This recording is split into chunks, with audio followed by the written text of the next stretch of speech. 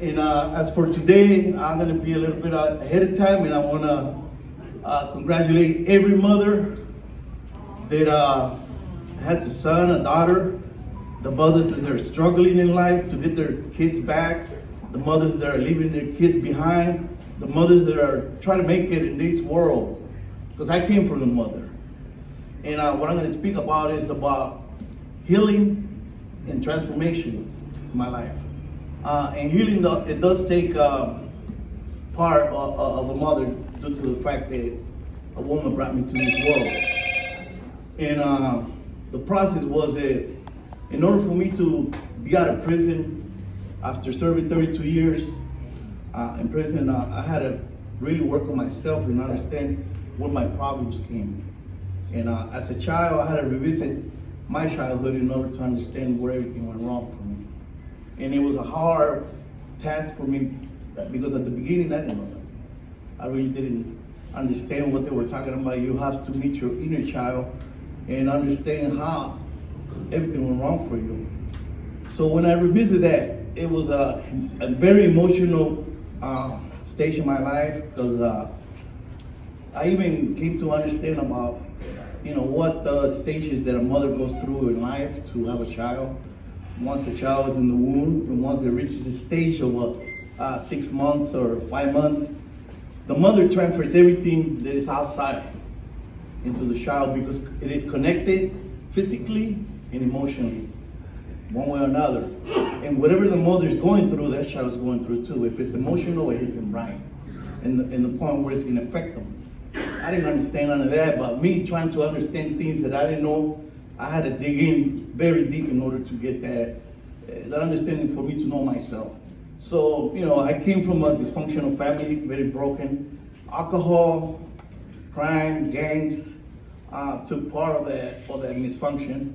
And also the reason that my mother brought me from another country to here to California in order for me to have a better education, a better life.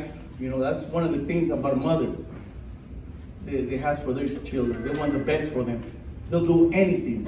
They'll sacrifice anything in their life in order to have that child to be happy and to grow strong and to be someone.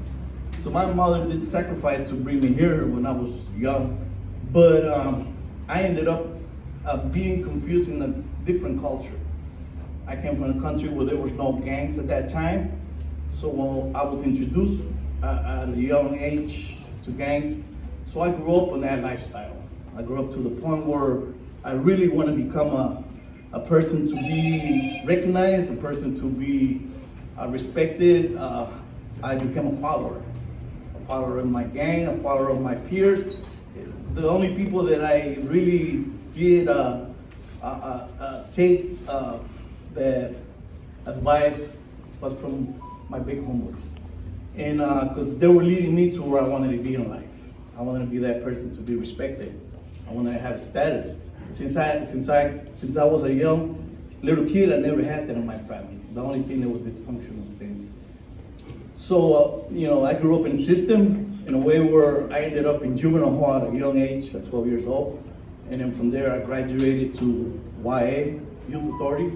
I spent some time there and I got parole, and I only lasted 3 months when I got parole and I got arrested for homicide. And I spent 32 years in prison. Those 32 years served me in order for me to, like I said, revisit my childhood in order for me to come back as a normal person. So it was a struggle for me in the beginning because I had to adapt myself to the new environment in prison. You can't be walking around the yard and be going in a group or going to church or anything like that. And I had a lot of experiences to the point where I had to make a decision. And this is where the transformation comes into place. I had started working on myself, going to groups, going to NA, AA. But at the beginning, the only thing I was doing, I was just going in there to go and meet my homeboys and other friends, and sometimes to go and pick up some drugs. Because that's the only thing they used to find in those groups. And so everything started changing in the system where a lot of people who used to do that, they started leaving those groups, and the people that were left there, they were the ones that wanted to change their life. So I maintained myself in those groups. but I still cannot understand what was the meaning of to live your life with principles, you know, until somebody came up with the idea of creating a group that I can relate to the verbiage. And to this day, I'm very thankful to this man. May him rest in peace.